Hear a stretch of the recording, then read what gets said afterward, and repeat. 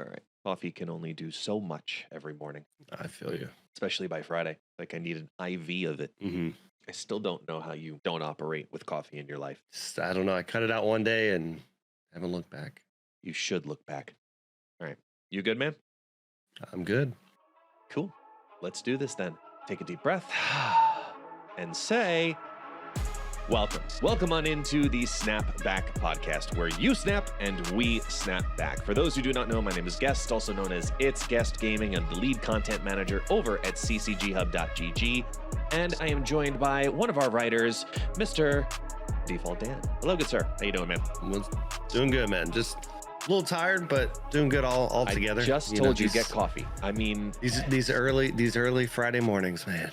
But I enjoy it. I enjoyed talking about Snap and everything going on. So I do too. I like because I know I was the one that was very against it in the very beginning about going down to once a week.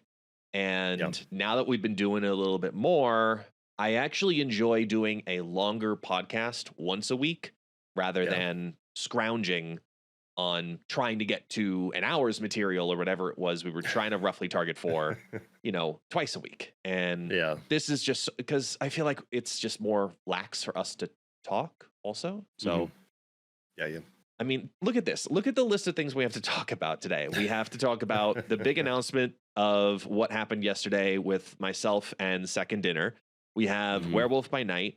We have the huge patch that came on down. Yeah. We have Conquest decks to talk about because this is that Infinity Week where everybody wants their borders.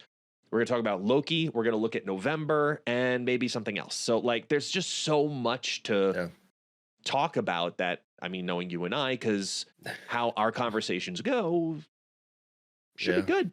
Should be good. Absolutely. It just makes more sense, I think. But so I'm just going to hop into the awesome news, which I was sitting on for literally a month, trying to not reveal it to anybody, even you. I didn't tell you anything about what the hell was going on with Second Dinner. And and everybody knows, I tell you almost everything.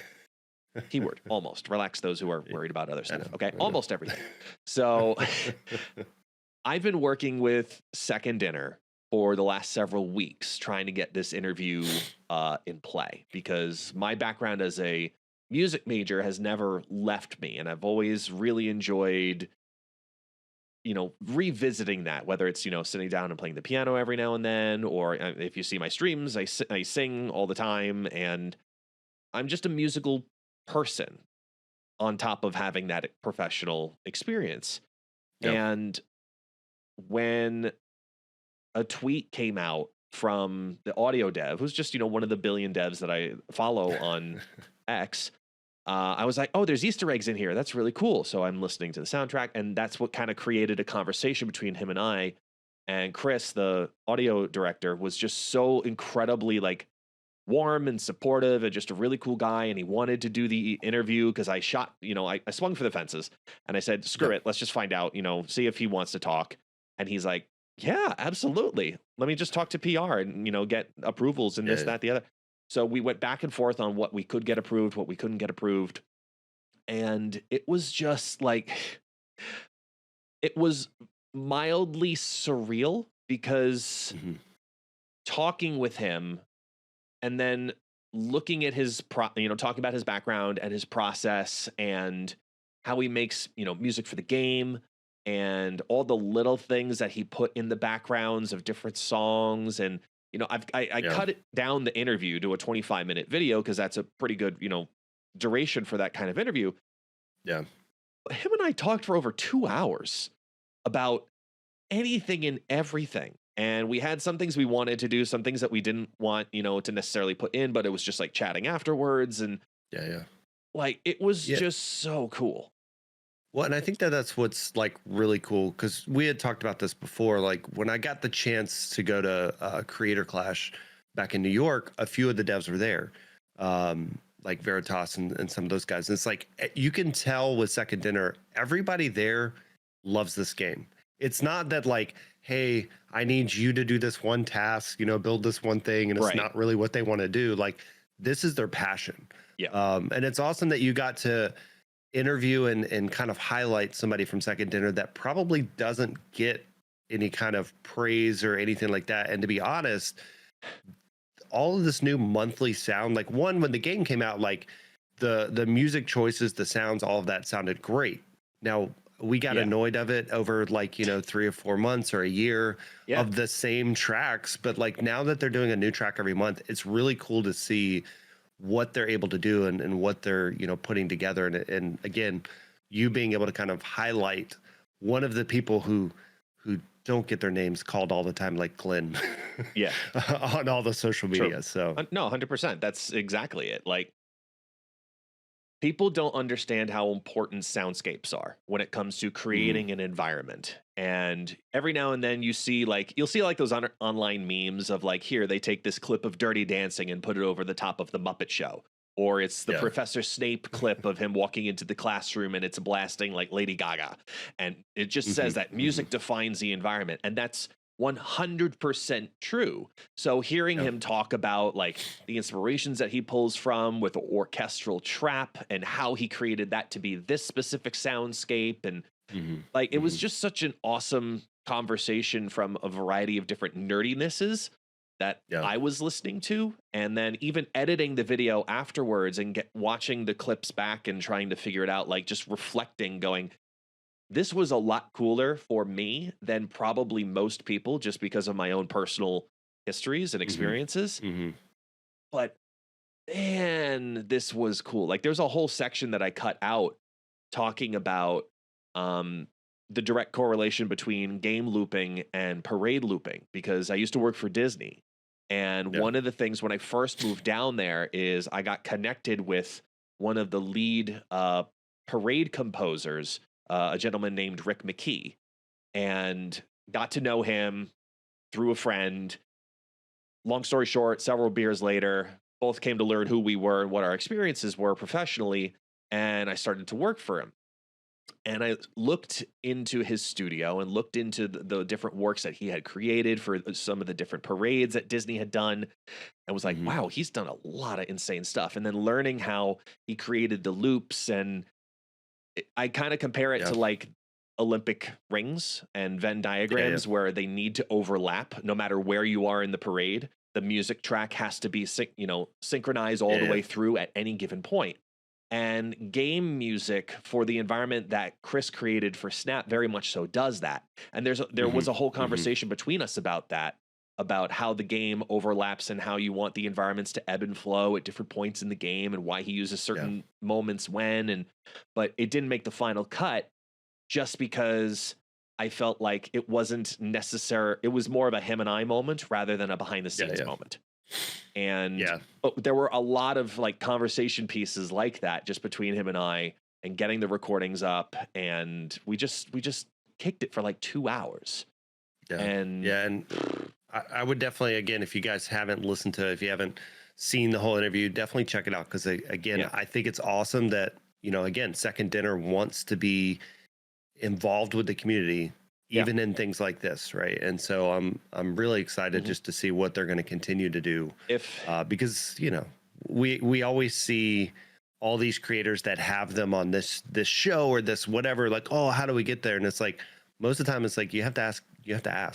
Is number one. Very much. And then number two, you have to have a cool idea. And I loved this idea of like digging deep into the sounds and the soundscape of the game. Yeah. And if there's no other reason, if you're not interested in that background and that history, I'll just tell you there are sneak previews for November that we got clearances for, which was one of the coolest things. And what took so long was getting the clearances to have the November soundtrack and the clearance to have November card sound effects in the video early. Granted, it's a few days early, but it's still early, and it's you have to get those permissions, and it has to go through PR. And right now, I'm still waiting on a message. We're recording this at 7 a.m. Eastern time right now. I'm still waiting on a message back right now, because there's a chance that even this whole video may end up in game, and that would be just like highlight moment, because I had one video way back when, I think it was when Hitmonkey came out, get in the game. This would be a second one, and for someone who's as small in the community, I guess you could say, as I am, I would I'd be beyond ecstatic if that was the case. So fingers crossed. Fingers crossed. So keep an eye out. Maybe it'll be there. Maybe it'll be there. But I know it did get passed on into that comm. And I'm like, okay.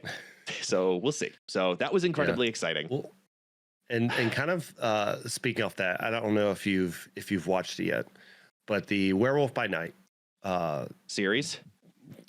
Well, it's not really a series. It's just one like 50-minute. It's a special feature on Disney Plus. If you haven't seen it, they just released it in color as well. There's a black and white and a color version.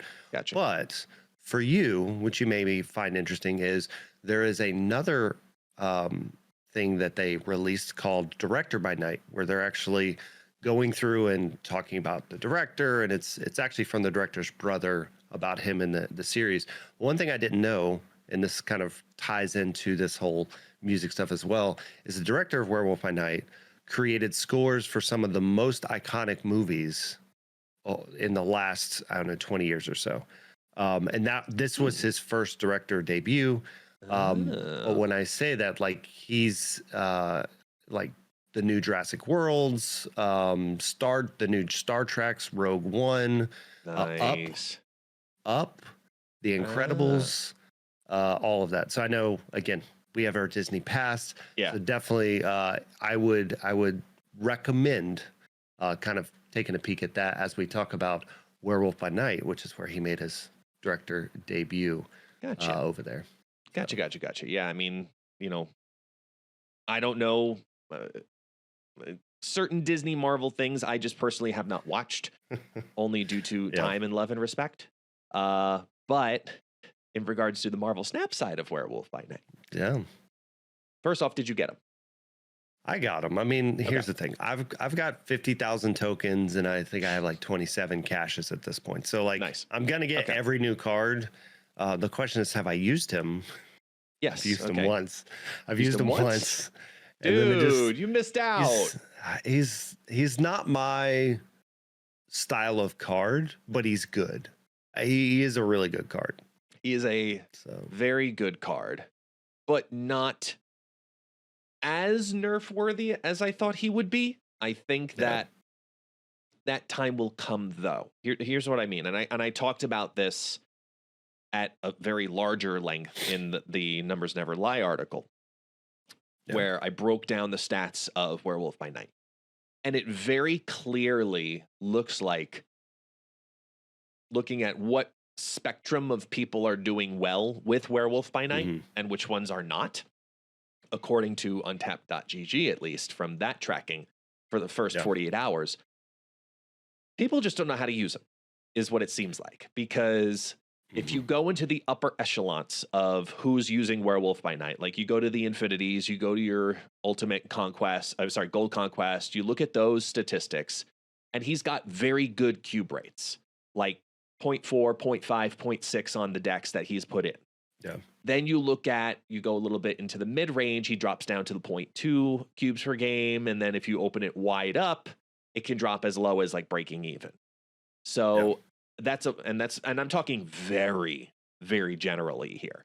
So, because believe me, when I write these articles, I look at every collection level range, every possible combination of like infinite, and then who's grinding, and then are a lot of people grinding, and then the mid game, and then, okay, this is pool 2 that did use him with just pool 2, and looking at all of it, it very much so looks like people just need to figure out which way they want to use Werewolf by Night.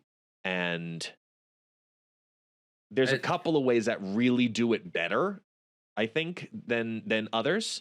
Because like the first thing I did was I put him in that zoo deck idea of like, here's the ongoing. I even put a YouTube video out about it because it was just that much fun. And in the video, I lose because it was a 35-minute conquest match between a move Werewolf by Night deck and mine. But the thing was, it showcased how crazy and easy it was to get him to 13, 15, like not even trying, because it was fun. And then on the other end of it, you had a different Werewolf by Night deck going off back and forth in the move synergies of how you can replace him into other places. And this was within the first hour of him being out.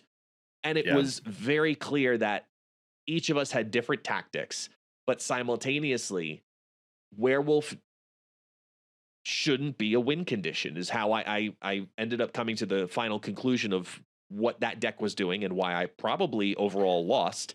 But then looking at all the other decks I've tried him in, and then looking at the statistics of what decks do well and what cards synergize well with him, he is a power supply, not a power, like not a Red Skull in the sense of he's your win condition for that lane, and you're trying to get him to land there on the end of the, and that's not how you have to play Werewolf by Night at all, in my opinion. I think he's like a Silk. He's a better Silk because he gets bigger, but I'm just saying, like, I feel like he's that card where, like, you put him in, he's going to move around, he may win you the lane, but it's not he's always going to win you the lane. Like, I think the problem that he's seeing right this second is the meta. Right now we have Shadow King is in a lot of places because of Elsa, because of, a lot of those decks that are pumping up cards.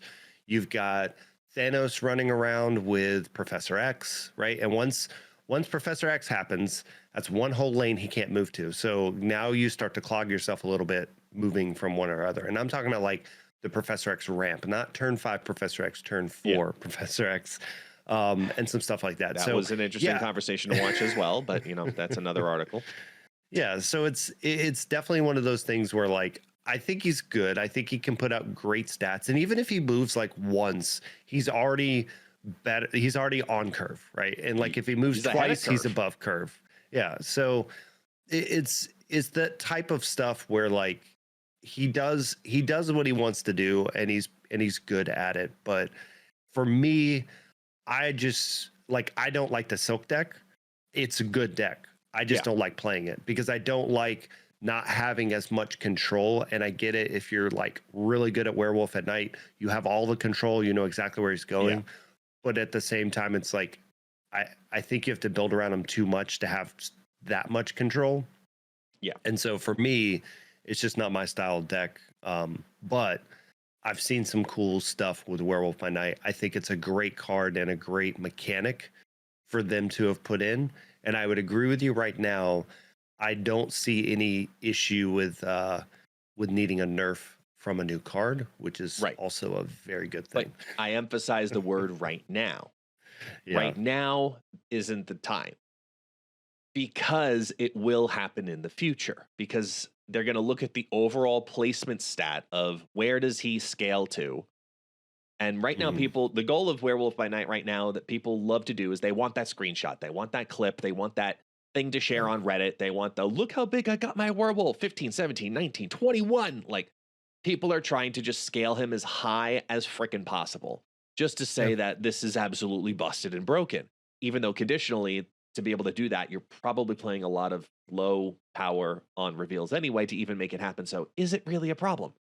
And I guess the closest comparison of what I can use for Werewolf by Night, and I alluded kind of toward it in the article as well, was just he's as that power supply. People aren't using him in the same sense that they should be using him, which is to use him as you would psychologically want to play Forge and Shuri and all these power-up cards, knowing that I'm just going to add this power from this on reveal at the very end. So if you Enchantress something as the final move, he then also moves over there, and the combination of those two effects is what actually puts you over the top in that lane. So he's like an earlier play of power without it being an ongoing, like Captain America, or you've ramped out an Iron Man or something like that. You know what I mean? Yeah, he's kind of like a Captain Marvel in a sense. In a way. So it's different in the fact that she's going to decide at the end of the game if she can move or not. But it's definitely, to your point, like a turn 6. Okay, the way I'm placing my turn 6, I want to make sure he jumps here. And that's exactly what I said, is that if you can think about your turn 6 with Werewolf by Night earlier than your opponent, you will win the game. So like after all of this, because I have a busy day of, meetings and article edits and all that fun stuff. The number one thing I want to do is I want to straight up plop Werewolf by Night into a Sarah control deck, because that deck in particular, I think, is going to be the biggest highlight for his win rate. And I haven't tested it. And I'm going to be the first one to say here on this Friday morning at 7:20 in the morning, the Eastern Standard Time that we're recording this, somebody's going to find the deck that breaks Werewolf by Night, and it's not going to be Move, it's not going to be Surfer, and it's not going to be Zoo. It's going to be a control deck, and it makes no sense until you think about how you actually use him. Because 3/5 is great stats. Yeah, but like I could see it still being more of the classic Surfer with Sarah. Like, remember when Surfer first came out, you had Sarah, and it was like Sarah on 5, 3/3 drops on 6. Yes. Like, yes. I think, which this is also great transition here. I know where you're going too. I'm ahead of you.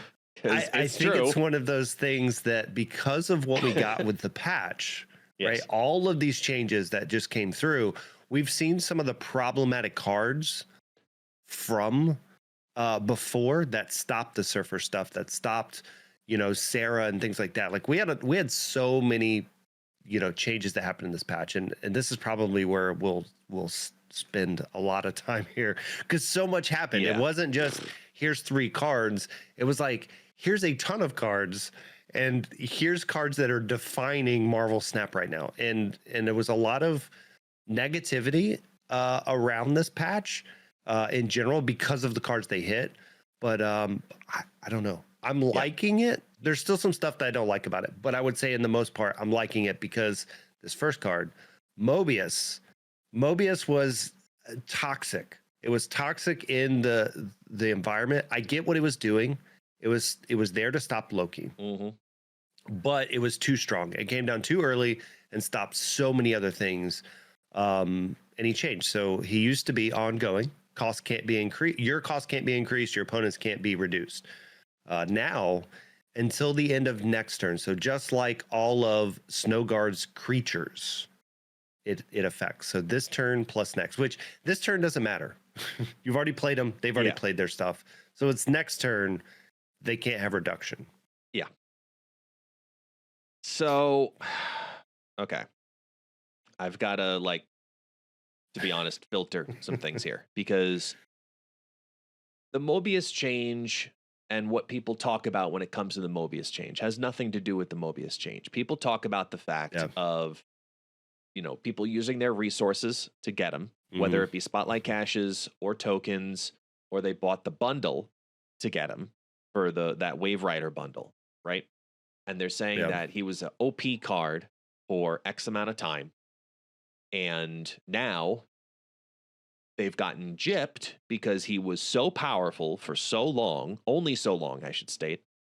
And now instead, he has been nerfed into oblivion, and it's a bait and switch.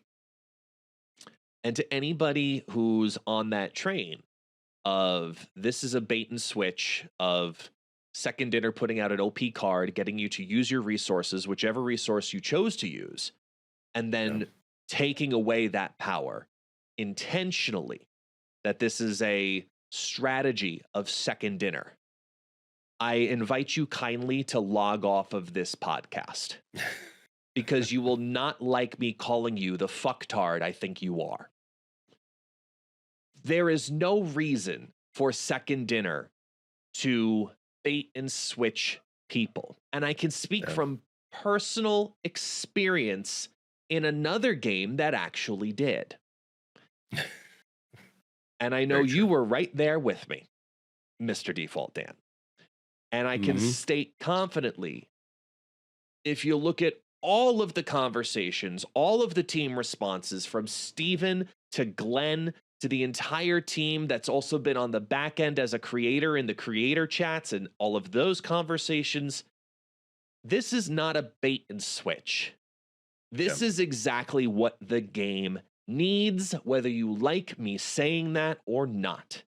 The game will succeed and live on because of it learning from its predecessors. Its predecessors are physical card games that would create cards that they couldn't uncreate. You look at Magic the Gathering and its tournaments, and it's my turn to bring that shit up first.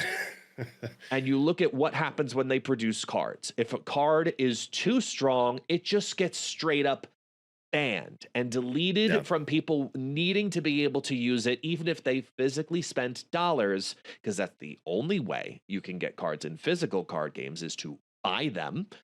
Or it doesn't make any sense for a digital game not to edit to the metas. It Yeah. wants to keep it competitive, yes, and there needs to be certain things a little bit stronger than other things. But then every now and then you've got to rebalance accordingly. So let me make this really loud and clear before talking about Mobius himself. If you think that Mobius was a bait and switch, fuck off. And I'm going to say that because it's my damn podcast. But on the other end of it, when it comes to Mobius and what actually happened to Mobius, I do understand exactly why they made the change that he made. You know, changing him from an ongoing that lasts basically the entire match, minus the turn that doesn't matter, that most people end up not dropping anything anyway, to now a single turn targeting on reveal to be able to restrict that. I get what they are attempting to do, but it only restricts it if it's perfectly timed in a very narrow window. And in a cost control mechanic, which is what you're trying to prevent here, even if they skipped the turn after Mobius got played, they're still cheap afterwards. Yep. And I think the total package of the Loki nerf, the rebuff to Collector, and then working on these cost cards like Mantis and Cable, and they're trying to address this deck, and this card was the counter addressing to that deck and trying to keep everything balanced and fair. I think Mobius is on the right track with this on reveal ability, but I don't think that the single turn is necessarily the answer. I think if you're going to do this, you need to make him a 3/4 that does it for 2 turns. Then we'll talk. So here's the thing. I think there's one more change they need to make in the next patch, which we'll get to in a minute. I think that this, in my opinion, is fine. Yes, it doesn't stop Loki. So that's the thing I want to address when we talk about Loki. Right. But for every other deck, this is fine. If you think about She-Hulk, right? So with the She-Hulk, Infinite, whatever decks, this is fine. Play it on 5. They just got messed up on turn 6. If you know they have magic, you play it on 6. It still allows the She-Hulk player to understand that you may have a Mobius and they may play out of turn or whatever to get their She-Hulk down or do whatever. I just think right this second, this is fine. And everybody is focusing still on Loki because Loki still needs another change. But for what he needs to do, I don't think this is a problem, because if you think you're against Sarah, you play him on 5 and you just took away their Sarah for turn 6. If you're playing against She-Hulk or any of that, you play on 5. Like, I think he still has a place that works very well, and it doesn't necessarily need multiple turns. I don't know if multiple turns would make him, again, going back to kind of where he is, because then you just play him on 4 and now 5 and 6 is shut off again. Like, I don't know, but I agree with you on the fact that, like, he was too strong. And I was going to bring up the magic stuff within this conversation too, because I haven't been able to fully articulate how I feel about all these changes in general, because Snap is so different in their release schedule. Right. And I don't want to harp too long on this, but the thing is, when you think of Magic, when you think of Hearthstone, you think of all these other games, they have sets. And when they drop sets, it's 200 cards, right? Like, Hearthstone is less cards, but still, it's 100+ cards that they're dropping. And they have formats, so they have rotations. They have so many things that continually change the meta. And in this case, right, so if you think about that, even if it's 100 cards every 3 months, we literally get 4 or 5 cards a month. So we're getting 15 cards every 3 months compared to 100. So the fact is, in order to keep the game fresh and going, they have to change cards. They have to look at cards that are being used too much, too little, and do all these changes. And I think the problem is, if you're not okay with that, this is probably not the game for you. Right. Because it's the only way for them to get more out of this game than say, every week we're going to drop a card that you're going to use for 2 days, and then you're going to stop using it. Unless it's an OP card. And if it's an OP card, you're going to use it for 3 or 4 weeks. And then you're going to complain about it on week 2 and 3, because now he's been being used for two weeks instead of 1 week. Like, and that's the part that I get frustrated about, because it's any card that gets used into the second week is the cards that they say are broken, busted, OP, whatever, because they're still being used. I am going to push back on you, though, on Mobius being fine. Because with the simultaneous adjustment to Ravonna Renslayer in the same patch, as well as the reemergence then simultaneously with Mr. Negative, if those two cards didn't exist, I would agree with you. If our number one reduction mechanic was just Sarah, I would agree with you. But because Mr. Negative is an incredibly powerful deck when permitted to run properly, which it now is, and with Ravonna Renslayer being a 2-cost card ongoing that reduces select, but still reduces cards down the entire duration of the match, basically, if she's dropped on 2, I'm going to disagree with you, because right now, the only reason that Ravonna decks are not the number one decks in the game is because when she came out, we all knew that the following week, Mobius was coming out and going to completely negate her. And now, if you do have her, she's probably one of the strongest decks in the game, because of it's like a Hella deck in that aspect, where it's an incredibly high ceiling and easy to retreat. But is it though? Like, you need to play it. Play a Ravonna deck with Hobgoblin, Green Goblin, Iron Man in there, Mystique, etc. Yes, it is incredibly easy to scale a Ravonna deck over Red Skull decks like that. Right. Because they're so forecastable. Right. But again, it's one answer to Ravonna, which is Mobius. There's one answer to Ravonna deck still, which is Lady Deathstrike. So, like, you did just hear yourself, though, right? I'm just saying, like, you're From saying, the like, man one who preached card it to me and failed, you're still on this debate. No. So, like, with Mobius and Ravonna in general, it's one of those things where, like, I get it. Yes, you could have this super powerful deck, but there's a lot of stuff that can beat what you're trying to do specifically with Ravonna. There's not that many cards that are 1 or less. Yes, you have Iron Man, you have Mystique, you have the Goblins, but then when you kind of like get beyond that, there's not a ton that are like OP gonna destroy you cards. There's Armanzola, Null, Taskmaster, like there's a Darkhawk, good stuff, Ravonna deck. I will send you one later. I'm telling you, man. But I guess where I'm getting at though with that is, like, I don't feel like Mobius was necessarily the one that's like fully keeping her in check. Now, I would agree it's different now that she's a 2, and she probably shouldn't have come down to a 2. She probably should have stayed a 3. I agree with that. She should not be a 2-1, especially because you're going to run her more often than not with Mr. Negative anyway. So if you don't pull her, Mr. Negative pulls her to be a 1-2. So it's really? But like with the negative decks, right? A lot of the negative decks are looking to go crazy on turn 6.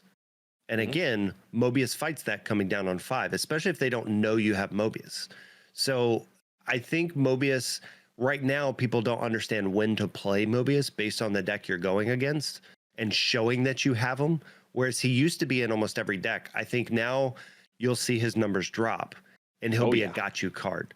He'll be like the old wave where, like, you just kind of waited around and then you were like, oh, they skipped this turn? Oh, they did this? Yeah. Here's wave. Like, you figured out what they were doing, and I feel like he's the gotcha card now, whereas he used to be the card to put into everything. And so it will be interesting. I'm not saying that what they did is perfect, because we need a lot of testing. I think the other thing, as we go through these patches, they hit so many cost reduction, cost defining cards. It's going to be really hard to see, like, which ones were right and which ones are wrong, because you have Mobius, you have Renslayer, you have Wave, which we're going to talk about in a minute. Like, we hit so many of them, it's going to be hard to, in like Sandman, I mean, there's so many, you're just going to be like, all right, was that right, was that wrong? Because it's every card that affected that type of stuff. Like, 100%. And I know one of the biggest complaints for people is the flooding. And they're worried about the flooding Yeah. because now the limitation on it is incredibly off. You can't Mhm. stop people unless if you Sandman them, because Wave's new mechanic just takes Yeah. the ceiling down exclusively. And I don't think the meta is ready for exactly what Wave is eligible to fully do yet. Because Yeah. everyone's looking at the Wave mechanic and going, I'm going to play Bounce, I'm going to play Loki, and I'm not going to worry about it whatsoever because Mobius doesn't exist. So screw it, let me just play everything on turn 6. Yeah. And people have not fully discovered the power of the new Wave yet. I think that, you talked about Infinite and Hulk and She-Hulk and all of these cards that now have their ceilings lowered. They're going to be 4-cost cards, and people forget how awesomely powerful it is. Like when you play on an Altar of Death game, right? And you throw in something on turn 5 and you have that 8 mana to work with on turn 6. That feels so unnecessarily powerful. Where it's like, here's my big, even if I just drop an America Chavez and one other card because I can, that's great. Yeah. You can do that with Wave. You can drop that down on on the final turn of the match. Second, you get what I mean. Like dropping down a evolved Hulk plus Shadow King. You don't have to pick anymore. Like that's big. Yeah. So when you're looking at the incredible power, like I think the biggest thing that we forget about in general is like back in the day with Sandman, where you still got to play like a card plus Jeff, right? And there was these reductions that you could do and things like that made it to where like, oh, I forgot you could play 2 cards. And I think I'm torn about the Wave mechanic change, and I'm torn because I'm so used to Wave. I've been playing Death Wave from the start Day of one. Snap. It's right? one of the first decks you told me about. I remember that. Yeah. And so it was the deck that got me my first infinite finish, like everything. And it's a card now you have to get used to, because it used to be I play this on 5 and I stop them from doing anything powerful and my doom wins the game, right? Like it was that type of play. Or again, back in the day, it was Wave into Death, She-Hulk plus something. But it's just a crazy kind of change because of the fact that you're now going to allow them to play a 6 for 4. Plus, if they have any 2s or 1s, like if they have a Jeff laying around, if they have, a couple 1s that they just haven't played. And I think it's a good thing that we've changed Wave, because Wave's always been a problem. But it's just the fact that Wave used to be a stop card, and now there's so many decks. And if you think about like every deck has like a 2 or a 1 that they just didn't play yet. Yeah. And it gives them that ability. That even if it's just for a power play, it's incredibly powerful to do that. I agree with you. It's surprisingly powerful. I think Wave is one that we will continue to discover more and more wants to play in this new version when certain metas re-arise. I don't know if it's going to be the Electro Sandman ramping version, now that Sandman's relevant and his reason for being in the game is important again. Yeah.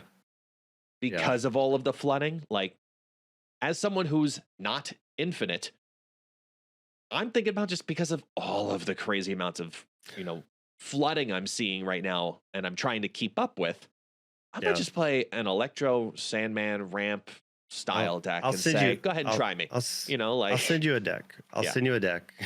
Does it have Negasonic Teenage Warhead in it? Because she's my favorite card in the game right now. It doesn't, but I'll send you a deck that can get you a lot of 8 cubers. I'm okay with that. But I would agree right now, Negasonic, this was the change we had talked about. Yes. We had talked about once she was released, as well as once we got Spider-Man 2099.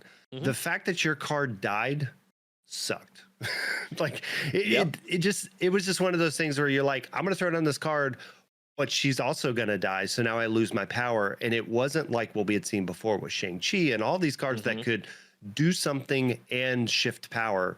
And they had to nerf her as far as power goes, but that's fine. It's still it's the leader. It's the Goliath. It's all of these cards that are here's just a tiny bit of power, but I'm going to remove some of yours. Yeah.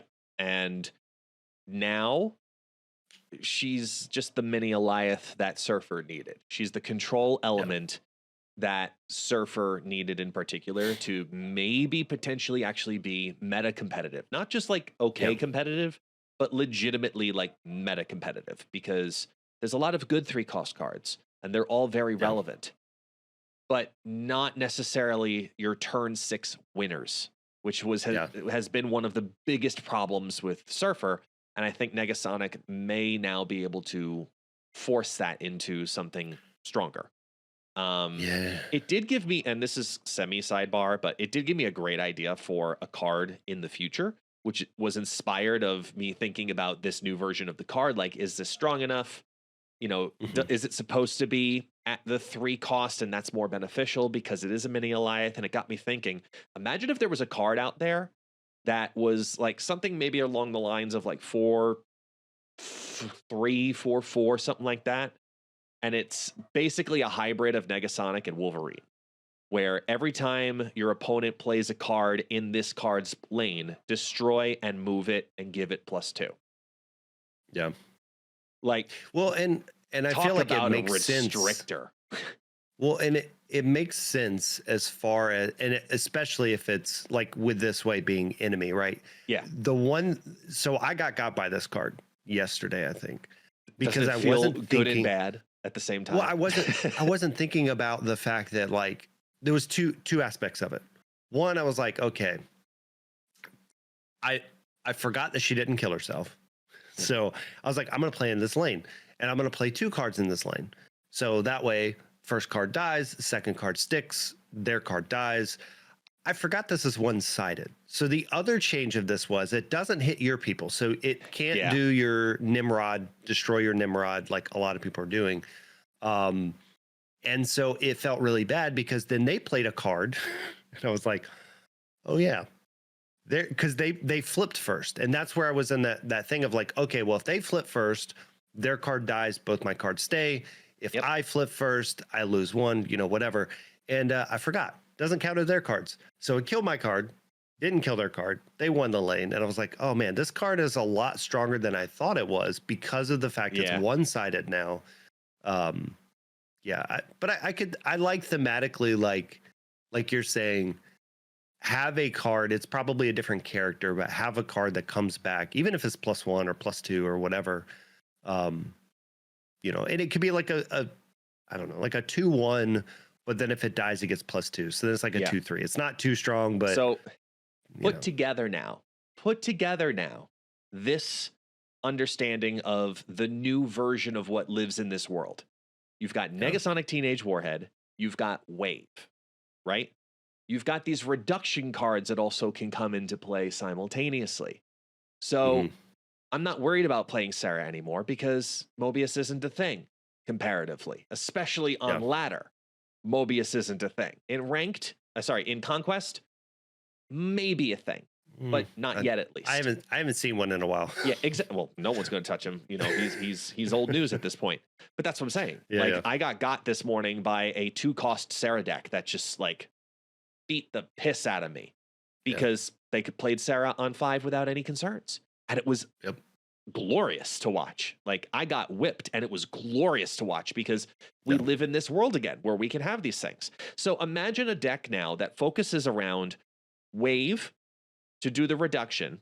You're playing a Sarah Surfer deck that has Negasonic Teenage Warhead and Wave in it, but also can run America Chavez to keep it thin. And on turn 6 now, because of that, you can play America Chavez and Silver Surfer to reinforce those broods, to reinforce your Negasonic defense. It's a magic game in particular. So with Wave, I didn't even think about that part of it. You're saying if Sarah's down and you Wave, I mean, you'd have to figure out your timing on it, but like Sarah's down, it's a magic game. Yeah, if Wave comes down, It's max of 4, meaning if they were a 2, now they're a 1 and they stay a 1, so they don't even go up. Or they go back to 2? They don't get furthered. So what I'm saying is it brings your ceiling down for your America Chavez down to a 4 cost. Right, but all your 2s that are reduced from Sarah, they stay reduced. Your 2s from Sarah? You're like all your 2 drops in your hand. You played Sarah, now all your 2 drops are 1 drops. Correct. If I play Wave, they're still 1 drops. Correct. Okay, yeah. So like in the past, everything would have came up to 4. The reduction correct didn't matter. Man, that's going to be bad now with Zabu because because it used to be she was also a stop to the Zabu decks because of the way they reworked how her timing went. These are the things that a lot of us need to start tinkering with, because there are going to be new decks that come out because of the lack of fear of Mobius, which is why they needed to nerf Mobius. This hard? I don't think so, but I think that it was needed. And if you're going to have cost control be an ongoing, you can't have its counter be an ongoing also. That was what the issue was. So if you're going to have it be an on-revealed, that's why I say 2 turns. You make them a 4-cost card, and you have it be 2 turns. That way you don't nerf the hell out of Ravonna and Zabu, so they still have their luxury of playing something on turn 3, but not later on in the match if it is a 4-cost option. Because then you lose that ability specifically for just turn 5 and turn 6. Or you've ramped it out with Zabu. Yeah, I think the problem that we have right now is they touched 3 cards that all didn't need to be touched at the same time. So what we'll have to figure out is, I think if you were going to touch Mobius, I don't think Wave needed to be touched. But because we've touched Mobius, Wave, and Ravonna all in the same patch, we're going to have to figure out where that is. Because now, if I was looking at it, because I didn't even think about this, I would just go back to like you were talking about, Darkhawk good stuff. Because the thing is, Wave was something that shut that deck down because of the Zabu change. And the stature. And now Wave helps you. So she becomes a viable play because she's a 3/5, which is a great stat line. And she stops their big turn 6 in general, right? Like, whereas all of your Darkhawks are still 3, and if you have Ravonna, there's 2. So I don't know. Yeah, I would agree though. I think they may have touched too many cards at once, and we're gonna have to see where it shakes up. So this first week is gonna feel great. Yet they kind of needed to, just because of how these mechanics work. Yeah. Maybe if you're going to say anybody didn't need to get touched, it would have been Ravonna. But I think they needed to put Ravonna in just because of, like, it was a really bad release. Well, play. I mean, again, when we talk about it, right, they're looking at the least played cards, the most played cards. Ravonna was the least played card. They're not looking at the least played cards. Okay, Strong Guy has been sitting on the bench since February. Touched. Okay, but he's been touched. What they do? Throw him a water bottle? That's all they gave him. I'm not saying it helps. Fix Strong Guy. I didn't say they fixed him. I just said he got touched. So now he goes to the bottom of the list. Angel. I've been trying to make Angel work, damn it, and I figured out a way. But it's here's not the problem. enough. But here's the problem. Angel actually gets some sort of play because of Series 1 and Series 2. So Ravonna. That's a strong argument. You have to think about, like, when we were playing Series 1, Angel is in some of the starting decks that you play. But I would agree that, like, Ravonna, people either have bought her and never used her again, or they never bought her. So she has to be, in their numbers, has to be really low on that list of people playing them. The deck that I do, sidebarring, but the deck that I do want to try again was, I believe it was Perry Manilow, who put out the Arnim Zola discard deck, which was awesome when Ravonna was there for like a week, ramping out that Dracula early. Yeah. That was really, really cool. Really, really cool. And then seeing the extra synergy come on down by also playing out your Arnim Zola early. And then there's a lot of cool things you could do with that deck. And that's another one I want to go back into a bit. But we could go on this for like 95 hours. And just the little mechanical changes to Ant-Man, giving the Dazzler treatment, we'll call it. and then Eliath, making sure that the goblins don't die. I took advantage of that one yesterday, and it was glorious because it was a very clearly forecast Eliath deck, and I'm like, okay, they've ramped up. Here's your Professor X. That closes that lane for the win. Load a lane, lock the other one. Got it. But I had Green Goblin because I was testing a Ravonna deck. And I Green Goblin that lane around and slide, and came back, and it felt really good. Not gonna lie. Yeah. Felt really good. And again, I think because, the one thing that still needs to be touched a little bit, that wasn't in this patch, but was in, I guess, the last OTA, is Loki. Like, I think all of these changes are great. Loki is still a great card, and that's what I saw so much negativity posted about, of them going like, oh, these changes, they did this, they did that, they did this, Werewolf by Night coming out. It just goes in a Loki deck. And I think that the problem is Loki is the one that needed what Mobius got, which is the reduce for 1 turn. I think if you add that stipulation into Loki, it makes you have to think of when you're going to play your Loki.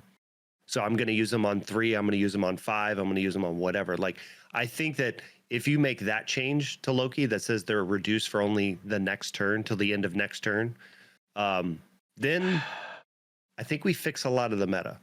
And I say that because this week, the meta has looked great. I think this week, I don't know. What are you drinking? No. The meta looks great. We are losing subscribers as we speak. The meta looks. I need a new co-host again. So let me be clear about it. Please. Right? There are still very good decks, but if you look at what has popped up in the last week or the last few days, I guess, because it was on Tuesday or whatever, but the last few days, you have been able to pick up any deck and it feel like you were not just going to get Mobius, Loki'd, like all of the cards they touched have helped with a lot of this stuff. I'm telling you, and you can see it with certain people posting and things like that, but there's a lot of decks that seem more viable because they were not viable a week ago from these changes. Okay, I see what you're attempting to say, but you're missing a huge... No, I do. But you're missing a huge fact, which is you have not taken the giant crown off of Loki's head. Oh, I agree. All you did was raise it up. You moved Loki decks up while moving everything else up. That's what the issue is for a lot of people right now, is the adjustment of making him a 4/5 is not the issue with Loki. And I agree, it is a mechanical change that now, because it wasn't made this patch, it's not going to be touched for the next 4 weeks. So Marvel Snap is Loki's world, and we're just snapping in it. Okay? Yeah. I agree with you. Need to play a Loki deck if you want to get past certain thresholds. Like, I don't like Loki decks. I'm not a fan of them. I've played them, and I am playing it because I feel like I have to. And that's one of the most unhealthy things in the game right now, is that unanimously, it feels like you have to play a Loki deck to stay competitive or to get past a threshold so you can, quote unquote, have fun in Infinite. Like, that's the part that's not healthy, which means it's a problem with Loki. And I know a lot of people are going to say this is the Shuri thing all over again, and it's not. It's completely different than the Shuri Red Skull not touching Shuri because of the 6,000 tokens she was worth, and people spent a lot of tokens on her, and the economy was different then. Completely different argument. With Loki, they're looking at the statistics of saying, okay, this is the most unhealthy combination. It's that turn 5 combo with either dropping both Collector plus Loki on 5, or playing Coulson and Loki that ramps up that earlier Collector on 6, or these are the combos that they're looking at and saying this is where the situation is, so the one cost should help to adjust that. I disagree with that now, seeing the world that Loki lives in right now, which is people are just getting different creative to use the same Yeah. mechanic again. They're adjusting that bottom half of the deck for more cheaper options. We're seeing the rise of Maria Hill, which we have been preaching for a long time, that Maria Hill is absolutely fantastic and even further synergizes now with Loki because of that Yeah. 4 cost. So there are issues to be addressed here that deal with the mechanic of Loki. I like your idea of restricting the give them -1 cost for 1 turn, but that's not going to happen now for at least another month, if Yeah. that's the direction that they go with. I still think it should be a Nakia style effect where only the 2 leftmost cards that get drawn from the effect are reduced in cost that way. So it's an Yeah. applied cost reduction, but not for all of the cards you obtain. It still allows you to ramp up the collector, yes. But I think the biggest issue is not the turn 6 play, it is the turn 5 play in particular, and then try to address from it, which your solution then would not also address. It needs to find that combination where of look, if you want to use this deck brilliantly, you have to have Quinjet down on 1, Collector down on 2, and then a optimal potential play can happen with Loki. You have to have that 3-card combo to make the deck run as successfully as it needs to run. And as of right now, that's not the case. You could run it in any combination order, and the deck is still potentially strong with and without Quinjet. Well, yeah, but like, all right. So if you have the reduction for 1 turn, then if Loki starts to slot into turn 5 constantly, then Mobius stops it. Right? Like I think the one turn limits it to where you have to figure out when you use it. Right now, most games of Loki, you play them on 4. You have enough cards in your hand that on 4 you get 5 of their cards, which is almost half of their deck. Okay. And they're all reduced for multiple turns. I am going to throw you a perfect reason as to why that won't work. Echo. Hear me out. Echo's main strategy is to stop ongoings, right? And people were excited at that idea of let me stop an ongoing. The problem is people try to use it to snipe in Conquest. They try to say they're going to hold on to that Echo. Let me see what you're running. Okay, you're probably going to drop. It's a Darkhawk deck. You've put out your Zabu. You're going to ramp up. Boom, I'm going to snipe it. Sniping on a turn as a strategy is awful because it's inconsistent, it's easy to play around, and it's not a successful tournament competitive style Conquest, whatever version of play you want to say. It's not a successful strategy. And on ladder, it's even weaker. So I don't think that the single turn is going to work where if you say, okay, oh, it's going to be this. Oh, it's coming. I'm going to get it right. Ha ha. And you're fucked because you were wrong. No, what I'm getting at is it's not necessarily the snipe. What I'm talking about is the fact that if it's the 1 turn and you're playing Loki and you're playing Loki at turn 5, then you have that answer in place. You have to snipe it on turn 5. Yes, that's exactly what I'm saying. But what I'm saying is that's not the optimal Loki play. That is almost never the optimal Loki play. Even when he was a 3-drop, there was many games you played him on 3 or 4. Because you get cards for multiple turns with the reduction, it actually benefits you in most games to play him early. In any kind of Loki mirror match, you play him on 3 because you're probably going to get another Loki. You in any kind of, like, let's say the destroy decks, the discard decks, the things like that, you play them early so that you can get. It isn't like Loki's best deck has nothing to do with Collector. Collector's probably the biggest trap with Loki. He's good. I mean, don't get me wrong. He's good. That's a hot take. But I'm telling you, like, Collector is one of those cards where if you have him, he's fine. But there's so many games where when you're like trying to figure out what do I do, and you have Elsa, you have Collector, you have maybe Jeff, I don't know. Like, you have different cards in your hand. Sometimes you look at your Collector, especially with his nerf to +1, you look at it and go, do I really want this to 5 or do I want Elsa? Because I'm going to use Loki on 4 and I know I'm going to fill up 2 or 3 lanes. So like there's a lot of paths with Loki, and I think right now having the reduction that lasts the whole time is a problem. And yes, I agree with the snipe. I agree that the sniping is never what you really want to do. Like even like trying to snipe, an Alioth with a Cosmo on turn 6 or whatever, right? Like there's so many things that were like when it works, it feels great. Yeah. But I'm just saying that I think if you do that once per turn, it will help with the Loki issue, because right now the issue with Loki is moving him from a 3 to 4 didn't matter too much, because most of the time 4 was about the earliest you were playing Loki. 3 was always still a setup turn. It was a Coulson, it was a Maria Hill, it was whatever, Right. Snow Guard. No, I agree with that. So there has to be something else that happens. But kind of wrapping back around to what you're saying, like with the meta, I still agree with you. Loki is still the best deck to play if you want to be competitive. And that's what they have to address right now. But I'm just saying, with the changes that we got, some decks that have not seen play in 2 months, Yes. because of Mobius, will are back. I will agree with you. I will back you on that. That many decks have re-risen from the dredges because they are no longer living in fear. They're coming out of their caves going, is it okay now? Like, that's fine.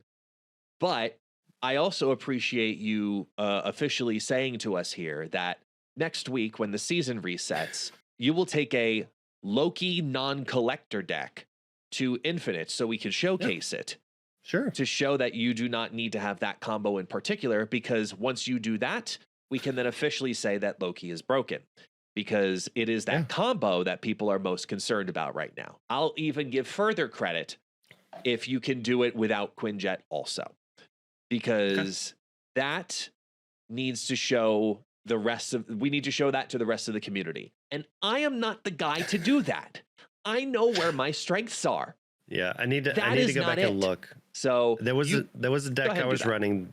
There was a deck I was running with Loki earlier in the season that didn't have either of those 2 cards, and he still won lots. That's what I want to say.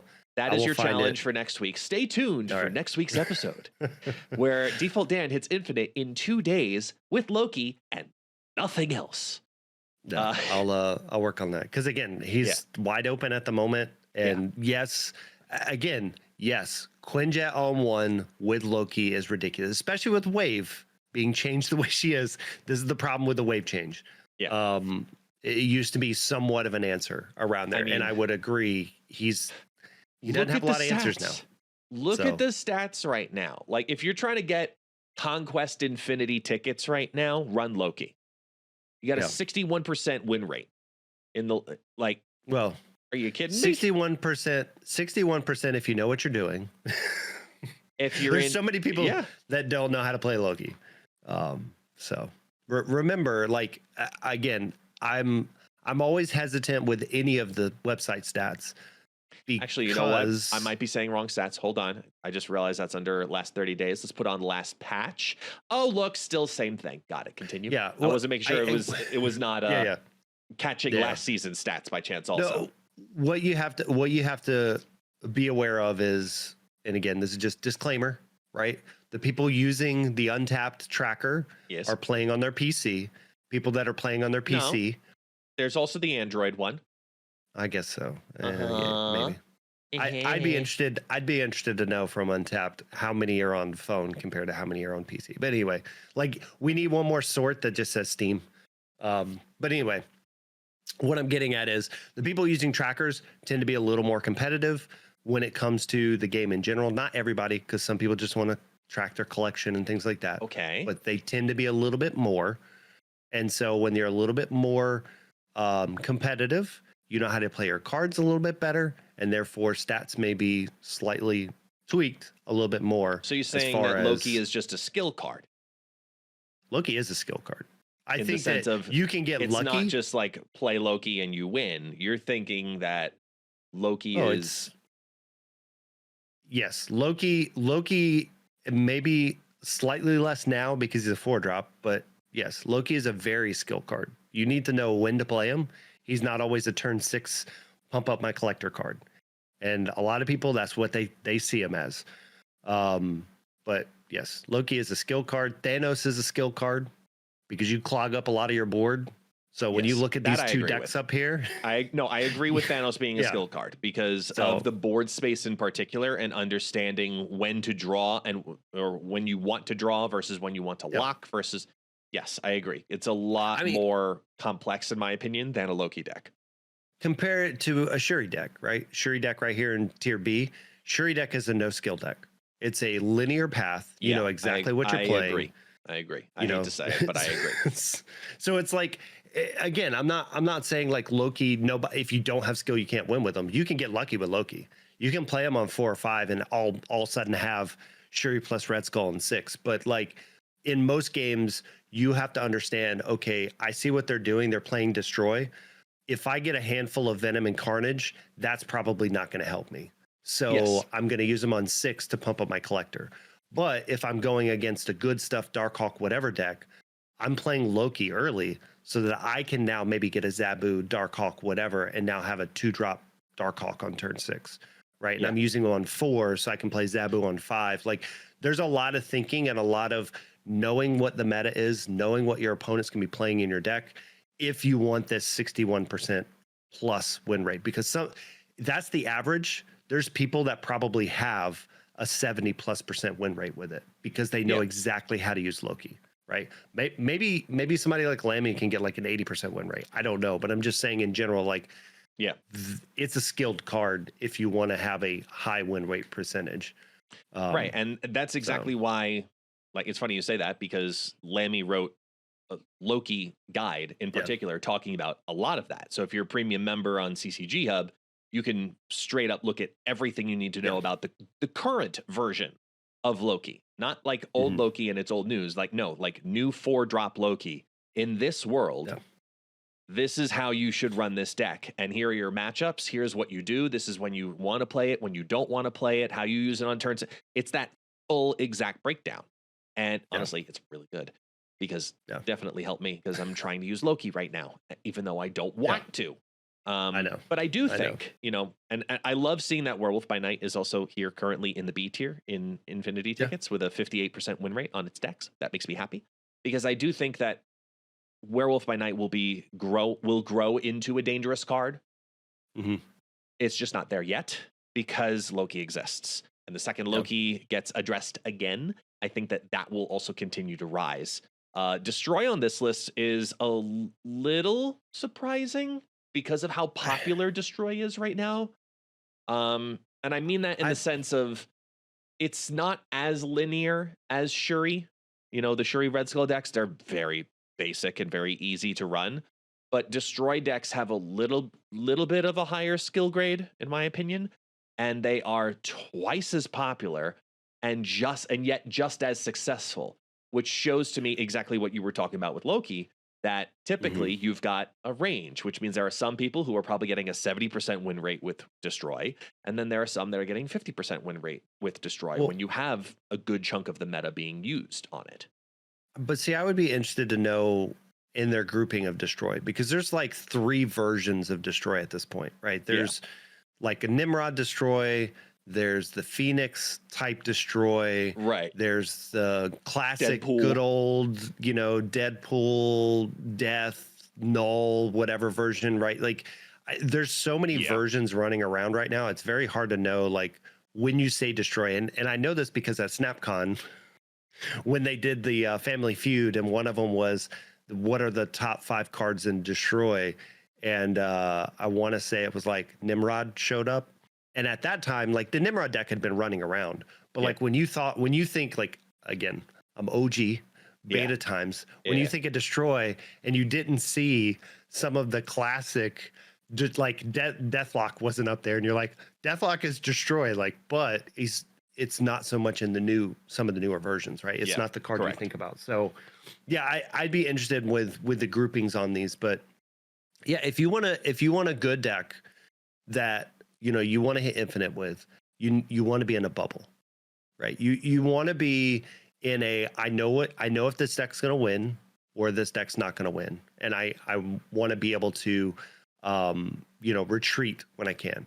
So I think your decks like Shuri, even Galactus in a way, especially with a lot of these changes, the Galactus decks have been ridiculous. Yeah. You know, because of the change to wave, because of the change to, which is also, you got to be careful with it, because now we're used to wave into Galactus and they didn't have an answer. Now they can drop 2 or 3 cards down if they're a small deck. But yeah, like I think those are going to be your Oh, decks. I just thought. Oh, sorry, where I'm you get to interrupting because I infinite just realized you can add Negasonic into Galactus decks now and not have to rely on ramping into, like, oh wow, like you don't have to go wave into Galactus into something and then Eliath. You can literally add a Negasonic into that, and if you get wave Galactus, Negasonic Eliath, you literally can't be beat. Like it straight up locks you out. The other combo that I've been doing, and this will be a deck I'll send you to, but like when you get Electro early, and then you are able to play, there's been a few games like even without Galactus, being able to Goblin early and then later on be able to like Eliath into Odin. It is the nastiest combo. Yeah. Because people are like you just don't see it coming. Or if you Eliath into Zola and then Eliath the other 2 lanes, like I've done that. That one's fun. Yeah, like there's so many things. That little purple happening. fart cloud, but you know what? When you get that specific move to ramp out, it is a little like, oh, I feel dirty, but do it again. You know, like But there's definitely like Galactus is a deck again. That's there, but yeah, I mean, again, I think your Loki deck and your Thanos, I think Thanos is not as good as he was a couple weeks ago. He's still tier A, but I think he needs a lot more thinking right in this second. It's not the whole like lockdown Professor X lane like it used to be, but it's still good. I think Loki's probably, if you're very technical and you know what you're doing, Loki is the easiest deck to get to infinite with. But if you can't do that, Hela, Shuri, Galactus, not just Hela. know. Not Hela. Yeah. I got to infinite with Hela. Like I know you did. Season. I know you did, but it's so easy if you know. Like Cosmo is not a thing right now. Cosmo's gone. So I feel like that's a motif here on this podcast where we just talk about, just like how we have to bring up, or you have to, except I did this week for the first time I think ever. Like we always have to mention at some point Magic the Gathering, and we always have to talk about, is Cosmo in existence or not? We're gonna make it its own section of like, is Cosmo relevant this week? Cosmo and Shang-Chi. That's what you watch for. Which one is relevant this week? Yeah, Cosmo, Shang-Chi, Luke Cage. There you go. There's the big 3. That's all you need to know. Welcome to Marvel Snap. Some of the Loki decks are running Cosmo occasionally. So that's the deck you have to be aware of with Cosmo. Outside of that, Cosmo disappeared again. He may pop back up at some point, but he's gone right now. So Hela decks with a Living Tribunal and all of that, you can steal 8 cubers all day long. So again, but it's one of the important thing to know when you're trying to get to infinite is when to retreat. Give up the 1 cube and move on if they've done something. Know when you can snap on turn 3. Do not snap on turn 5. Snap on turn 3 when you already have combo pieces in your hand. Like there's so many important pieces around that. And you can hit infinite, pretty easy. It's about stealing. Like I almost got another infinite border in Conquest this week from a Galactus deck because game 1. So at the 5 matches, I lost in match 5. But that hurts. I know. Hurts. But the first 3 matches, I literally got 8 cubes off the first one because of Galactus, because people forgot about Galactus. They see Electro, and it used to be, you see Electro, you think Galactus. You see Wave, you think Galactus. The last month, that has not been the case. When you see Wave, you think of something else. Black Panther. Yeah. So like seriously, there's decks that can sneak out these wins that are there. And I think that, again, it's about getting those 8 cubers. And so even if you're trying for that border this last weekend, think about those kind of decks that you want to go. Yes, Loki may be one of the best decks to go in there because it can survive a bunch of stuff. But if you can take an 8 cuber deck in there and get your 8 cubes in the first match or two without them knowing what you're doing, they retreat. Like once somebody loses 8 cubes, they've already lost. It's like I've had a couple games where I've come back with 2 cubes, but most people, like, once they get on tilt, they're not coming back. And that's a big thing. So facts. 100% facts. All right. We talked about Loki and how big of an issue he is. Yep. As all of the community is basically doing simultaneously. It's that evil toxicity of, I know it's bad for me, but what other choice do I have? It's the feeling, is very much so, that's out there. Is November gonna do that for us, in your opinion? I think November we're back to a world of under expectations. Like, really? Like, you like think this is going to be another animal season again? I don't think Miss Marvel's going to be that great. Like, there's a lot of stuff you can do with her. Don't get me wrong. She's a 4/5. She comes down. If the other adjacent location have unique cost cards, which can be done, but it also depends on your deck. You can't play Surfer. You can't do that kind of stuff, right? Like, you have to play something where you have 1s, 2s, 4s, 5s, whatever, and you get +5 over there. I think that can be sneakily good. But is it going to be great? I don't know. Like, you have to play her in the middle. Like, unless you're want just to. Yeah, I mean, like, if not, you're like purposely giving up a lane if you're not going to play her in middle. But that, I think, actually is the strategy, because she's a 4/5 that could give upwards of 4/15 if you do it perfectly on all of the locations, which is not going to happen.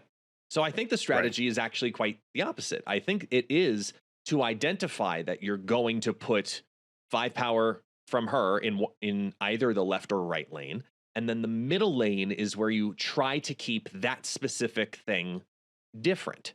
So in her lane, you can play whatever, and then in the far lane, you can play whatever, and in the middle, just keep it unique, because then she's giving you 4/10 value without the pressure of the restriction of keeping the cards unique, because now you're trying to do it in only one location rather than balance it between two. So that's where I think that her strength is not to focus her like Medusa, where you want to play her in the middle lane. No. Play into the 4/10 heavily rather than 4/15 maybe. Yeah. That's how I look at Miss Marvel. And I think that there's going to be some interesting decks that come from Miss Marvel. I mean, again, you could use like Shayna to give you a 1 and a 3 in one of your lanes. Mm-hmm. You can use things like Captain Marvel and make sure that one of your lanes is still open at the end, because... Have we gotten confirmation that if there's only one card in the lane, does it activate her ability? Because it says cards with an S. Like, I don't know. With the changes, I don't think so. I don't know. Because it's first kind thing of that like comes ahead either is way, Venom. right? First thing I think of is Venom. Yeah, like it's just an extra +5. Exactly. Maybe. Because it's kind of weird, because they've been going back to redo a bunch of wording on cards to say, like, if it's the only one, but it's, you know, like if the lane is full, but there's some places you can only play one card, you know, and they're having to give the pluses and things like that. So like maybe that's one of the ways, right? She's like a claw. Maybe she's a better claw. Potentially. So, she could also be she could be a Galactus amplifier for you to get that lane on turn 5. All right, I'll ask in the creator chat. I'll just get all those answers about, you know, if it's going to happen, if there's no cards, if there's one card, if there, you know, because it may also determine if I get another ultimate variant, just to say that I have that Venom now, because if Venom works with Miss Marvel, that's good. I think even without Venom, the fact that like not every game you fill up every lane, just to get a +5, like, I don't know, she may be a little too good. So I don't know. We'll have to see in theory what she actually does. So. Could we continue our streak of an overpowered season pass? Tune in next season to find out her new stats, because they'll be changed again. Who knows? I don't know. But she seems good. I don't know how good yet.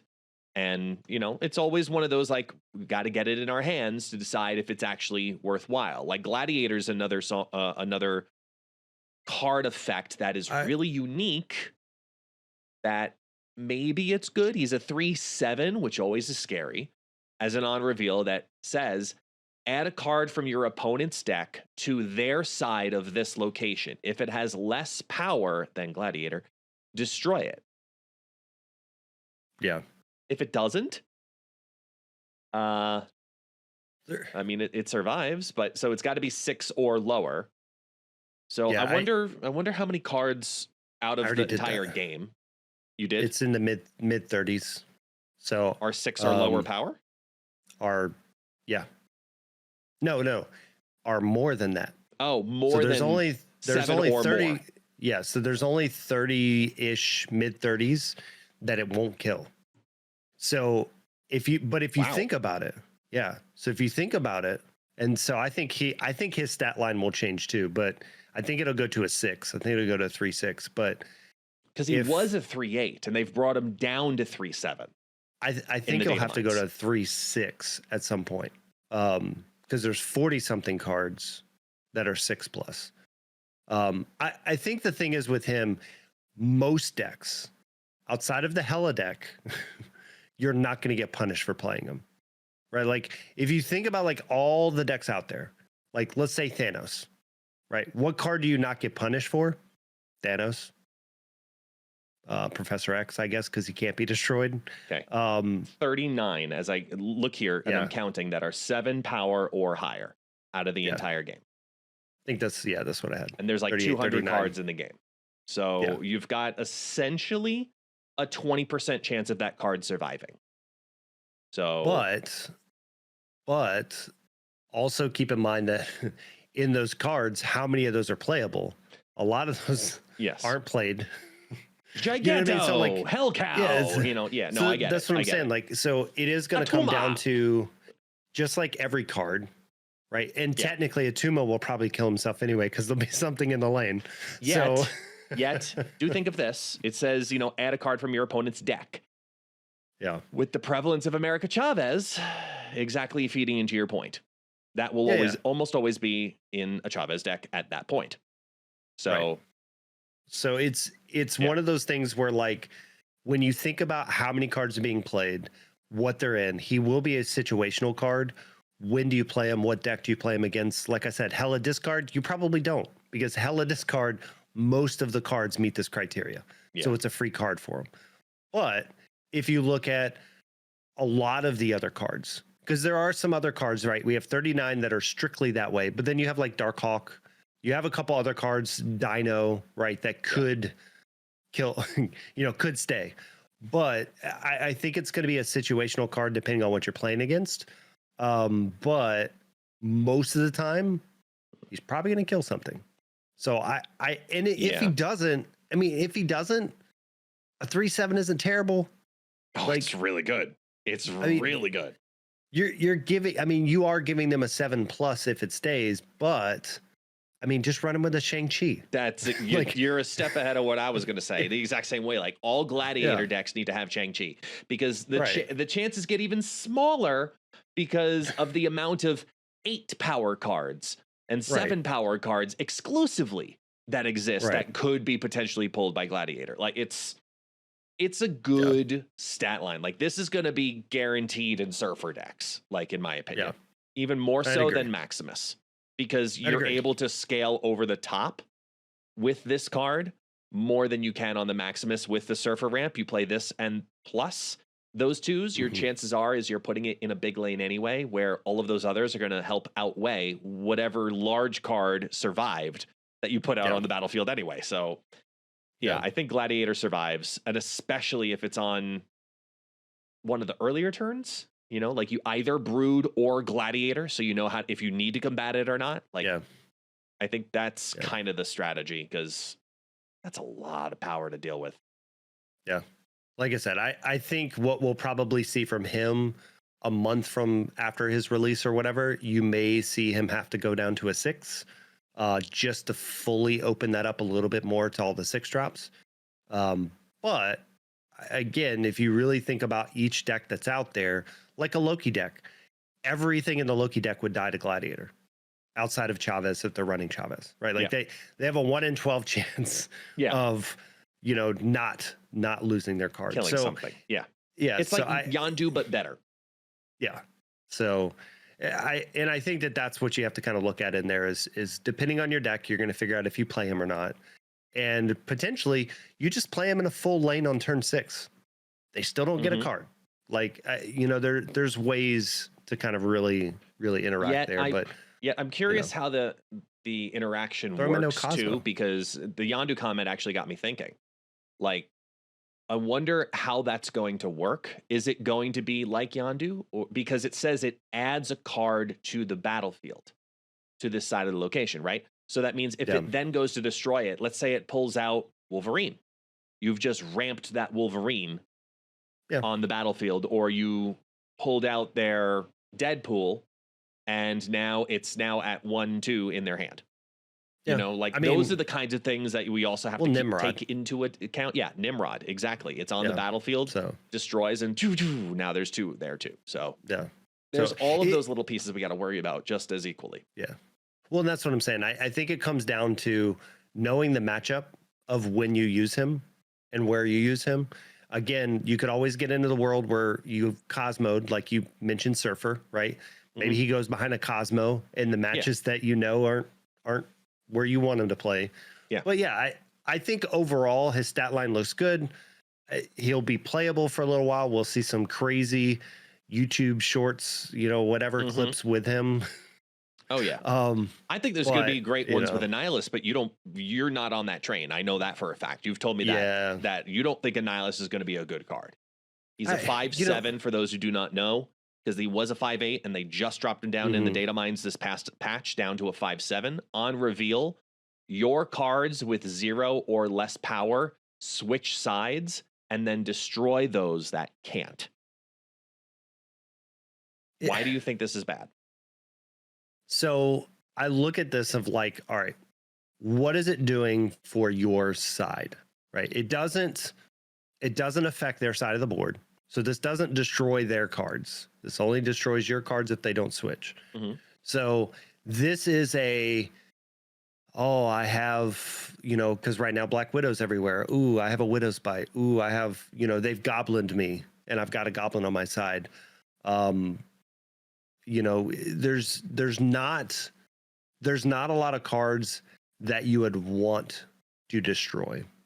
Like, sure, you could Nimrod on 5 and do him on 6, but like you'd be better off doing Destroyer, right? Like there's better cards than that. So I don't know. I don't really see the OP use, because if goblins are a problem, Odin's a better answer. Send the goblins back over with Odin. Like, I'm just kind of in that world where like I look at them and I just go 5/7, the upside. If I have to accidentally destroy something on my side, I don't see it. And I don't see there's much benefit outside of, here, you can have my Mr. Negative. You can have my Hood. You can have, you know, I don't know, this Widow's Bite. But like, you're in the right wheelhouse of where I would be thinking about him. I mean, it's a Viper. It's a bigger Viper, but I still don't see it being like the better card. Okay. Now you're starting to get there with the jump, to what I think we would want to use them then. It's Sentry Annihilus, like. Yeah, no, that's a great combo, of course, Sentry Annihilus. But I think the junk style is important, because then if you start looking at alternate play lines on affliction decks, you know, then I feel like you've got something worthwhile too.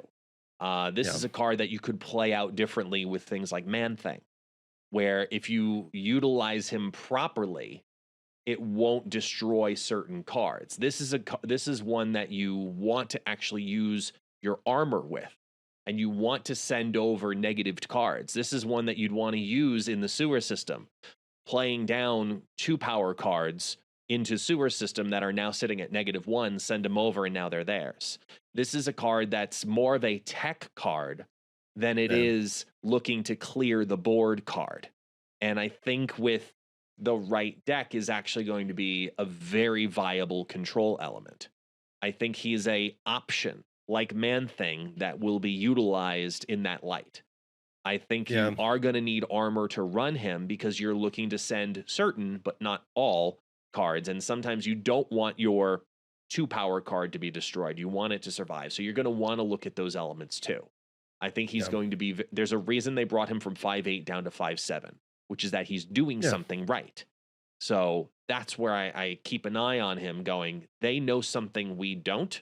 Because when we watch those happen in the data mines, there's typically a pretty damn good reason for doing it.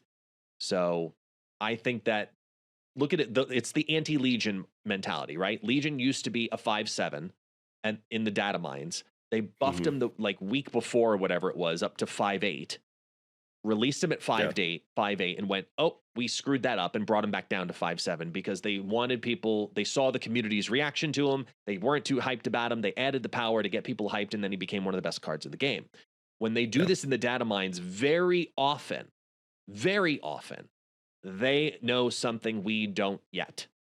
And they've seen something in particular, a specific synergy that makes us go, okay, why haven't we thought of this yet? Oh my God, this is OP. That's where I think Annihilus is. I think he is going to be a worthwhile card. I'm just not 100% sure yet how, but I do think he is going to be worthwhile. Yeah, and I would say that I can see some interactions that are going to be, in my world, cute. And again, he's a better Viper in a lot of cases, like what you're saying, right? You play the junk decks where you do debris, there's a rock there, you've thrown over, your hood there or whatever, and then all of a sudden you just go, oh, you can have my rocks and stuff, and I hazmat or whatever. Like junk season, baby. Yeah, like it's like I can see those being plays. Yeah. It's just one of those things of like, is it the good play? Is it the better play? Is it, that's where I get stuck on Annihilus, is just like the junk deck wins, but it's not the top tier deck. And does this send it into top tier? I just can't imagine it does right now. But I can see it being an annoying deck. The junk deck already is an annoying deck. So the fact that like you debris and you're giving them the extra rock, it's like I said, it's a better Viper. The only problem is that I have with it is it's 5.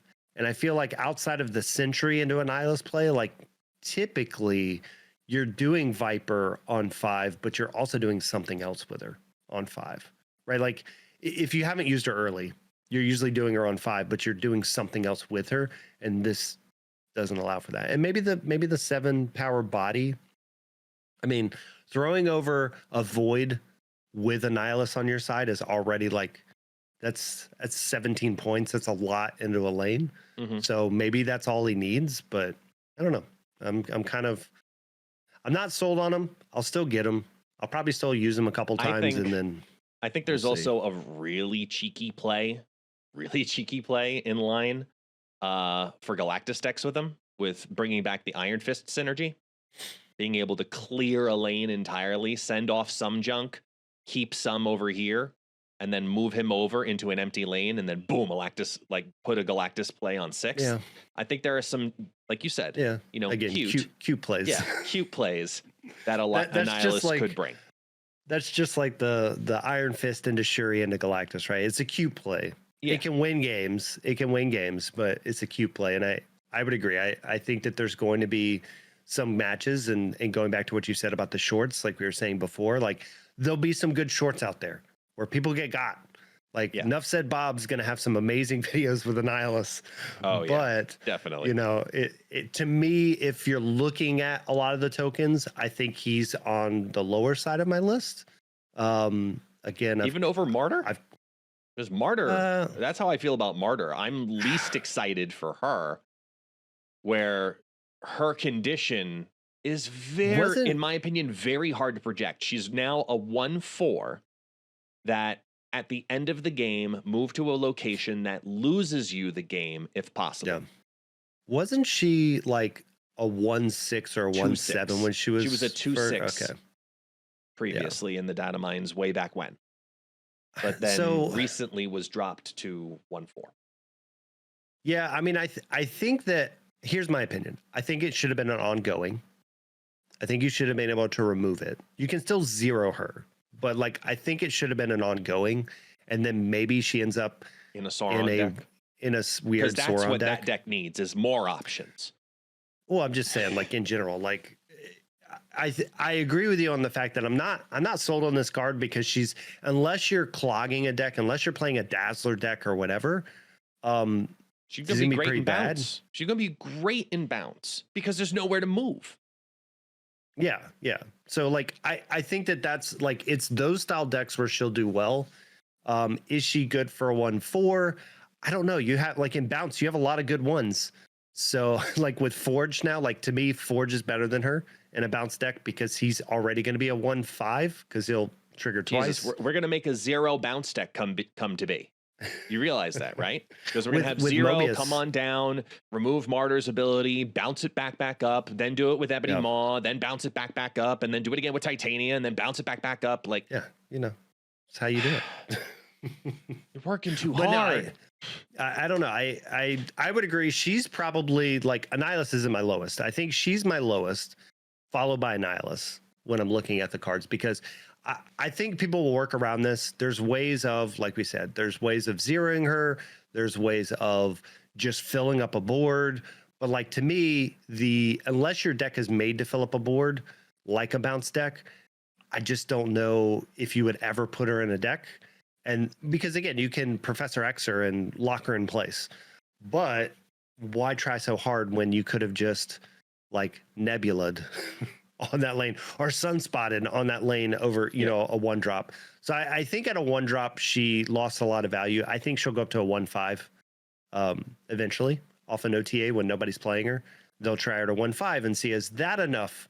Because if you think about like Ebony Maw's a 1/7 you can't play here. And that's a really big drawback, but he's found some success with Zero, with Sauron. And I think with her, there is no outside of Zero. And again, if I'm running that line, I'm picking Ebony Maw over her. I get that you can't play Ebony Maw later, but like, I don't know. I think she's the lowest on my list and Annihilus. And right now I am stuck between Gladiator and Miss Marvel as far as who is the better of the two. My original thought was Gladiator. The more we talked about Miss Marvel, if she works in the fact that she doesn't care if a lane is full or not, maybe she's just always a middle. Like maybe she just always goes in the middle and she's always 15 power. Like she's a better Doom. You know what I mean? Like she's a better Doom. She's always there and you just don't fill up lanes. Yeah. So I don't know. I think, I don't know. With the full scope, I am most excited for Miss Marvel, but then my heart wants to be excited for Gladiator more just because I love Silver Surfer decks.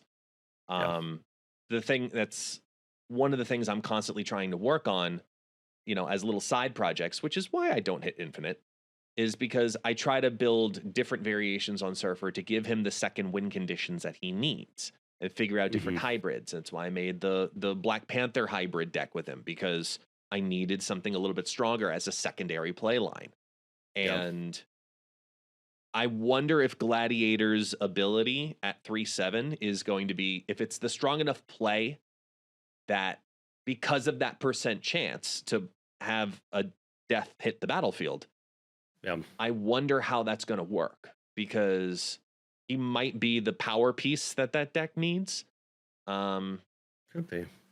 Especially, I mean, because I just want to keep blowing up people with Negasonic, man. But that's, you know, that's neither here nor there. I wish she was my #1 most played card, because I find her to be one of the most fun cards because of the strategy then that is created by her. But by the way, did you do the what do you call it? The battle recap this season? Yeah. Speaking of like most playeds and stuff like that. Yeah. I've got it, man. All right. I was looking at mine earlier, but like, what is your most played card? You play too much. Magic at 100 games. Bloodstone 301 times. I played a lot of Elsa. That's not a lot, but it's still, you know, a good amount. Well, like I played a lot of Elsa, so for it to be Magic surprises me, because I can't think of the deck. I mean, I guess it was probably when I was going for Infinite, because I was using a lot of Hela. So like, well, there you go. Like, yeah. I mean, it just probably shows how much I don't play as much as I used to. Yeah. because ever since I went Infinite, I can't think of too many decks outside of the Ben Brode special that I play every now and then that would have magic in it. Yeah. I split Chavez a bunch of times. I split Iceman 23 times. Oh, you went big on Iceman. Well, I had the new Dan Hip Iceman. So like right now, the way it works is if it's not a Dan Hip, I don't do it. And so like Iceman's series 1, 2, 3 card, we played it a lot with the Death deck, Death Wave and stuff like that. Yeah. So I never split them. So you had an ungodly amount of boosters. Yeah. Yeah. And so split them like 4 times or whatever it was. Nice. So 23 times there. Beast was my mascot. He's my highest win rate. Yeah. Speaking of cards that people don't like, mine is Loki. 73% win rate when he's in my deck. That's not even when he gets played. That's just when he's in the deck. And I love the fact that my most effective card is Mjolnir. You know what mine is? What? Electro. 92% when played. Damn. 92% when played? Galactus. So like, nice. I mean, that's what I'm saying. Like when you think of like some of these decks, when I'm saying like to get to Infinite, like they're like, if I didn't have Electro, I probably retreated. And if I had it, I had the nuts. Like that's how he works. I got 79 new variants and characters this season. Yeah. How many did you get? I got 66. Okay. Pretty good. Well, I had 66 new characters and variants, which would have practically been all variants. Yeah. But then your dynamic collection, I have 1,300, so nice. 1,336, which again goes back to this whole statement of what is a unique collection. Well, that's We've talked about this in the past. Yeah. But I'm just saying, like, I think that's the number that like the Second Dinner looks at way more than, because to me it's like how many unique cards did you get? Like how many cards did you add to your collection? It's not 79, it's not 66, it's 4 or 5.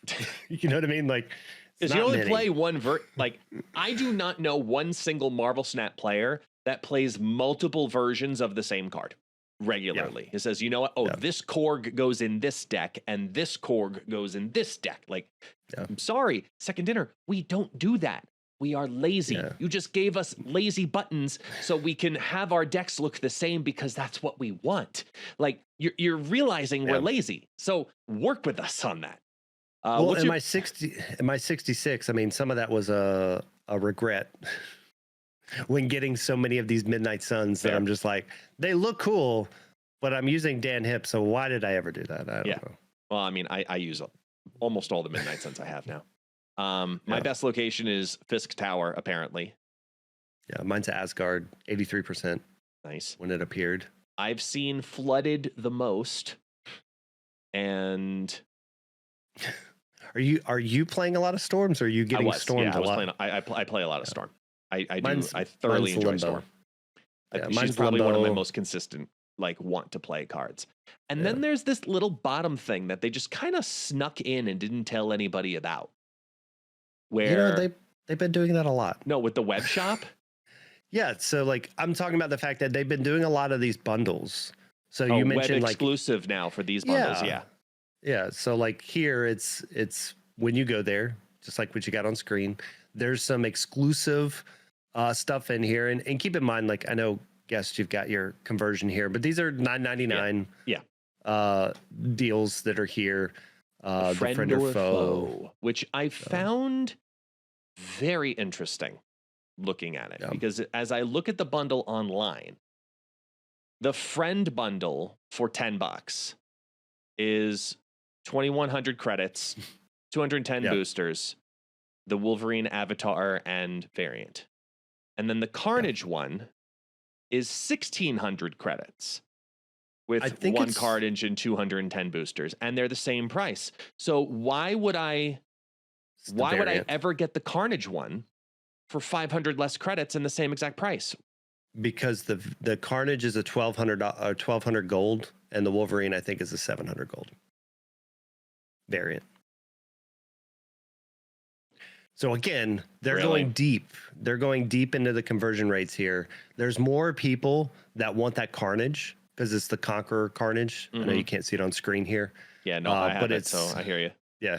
But it's the Conqueror Carnage, and there's a lot of people that really, when that first came out, which is newer, I think, than the Wolverine as well.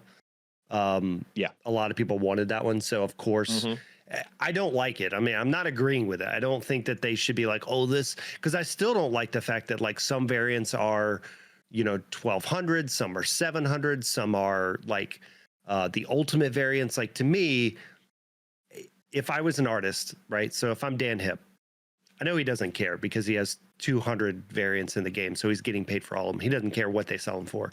But there's not a single Dan Hip that's over 700. So like in my mind, right? They're saying he's like, not gaining if it's 7 or 12. It doesn't matter. Right. Artists That's what I'm make saying. one flat rate. Right. He doesn't care. He's got his money. You can sell it for whatever.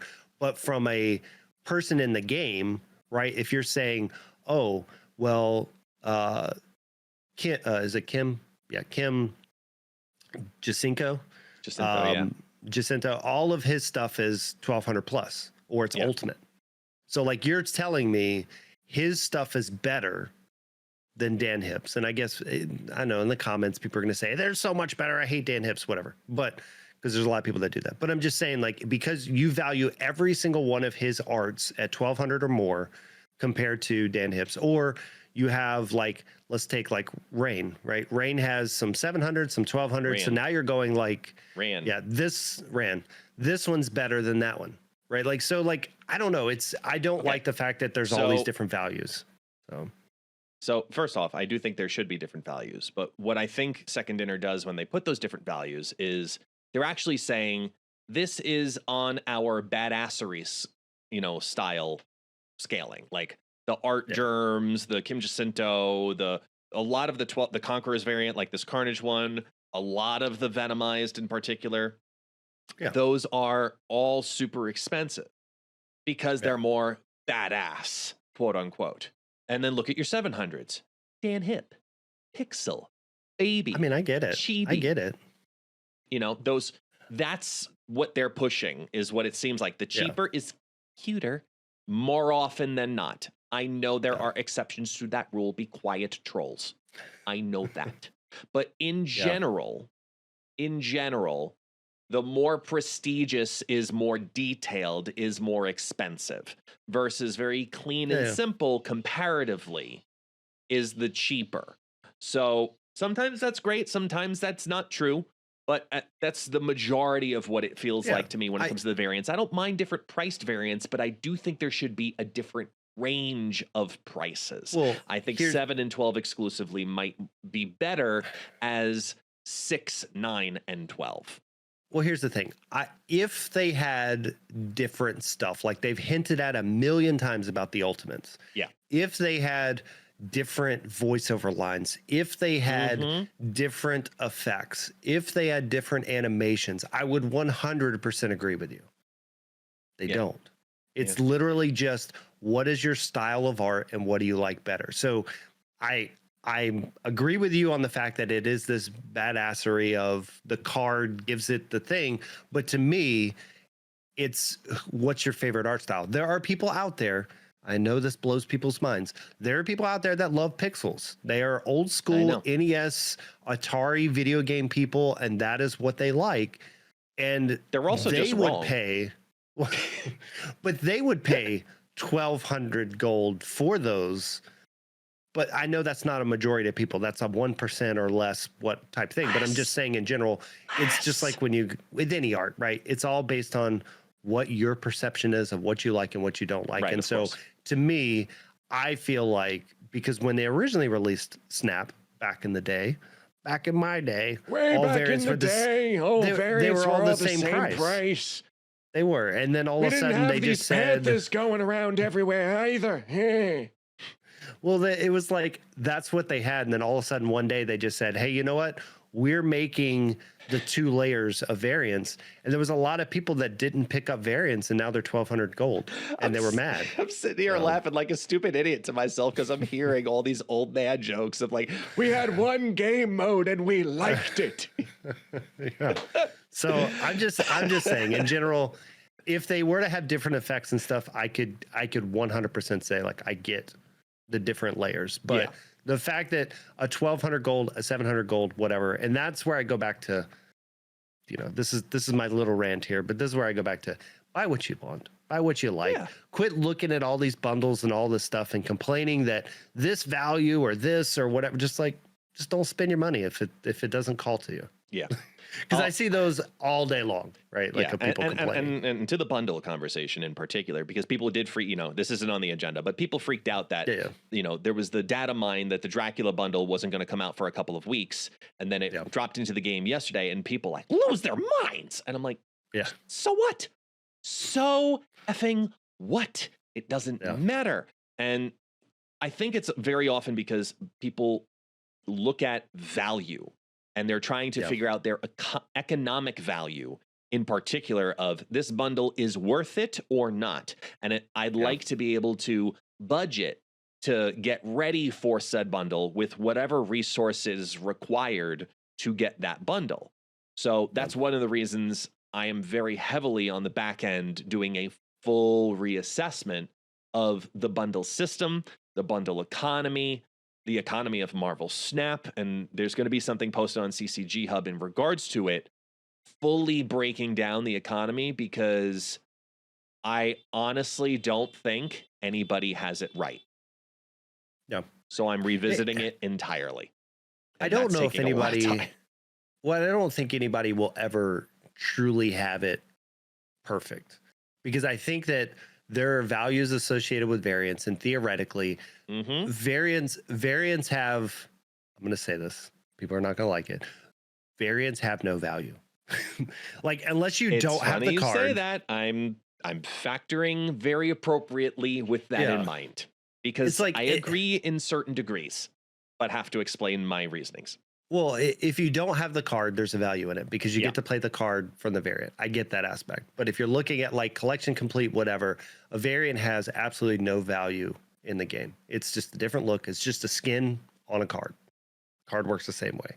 So until they have crazy animations, and we come from other mobile games, right? Like when skins came out on characters, skins didn't matter. But if they had a brand new animation that was different than the other skin, you're like, okay, that one probably has some value because it makes things look different.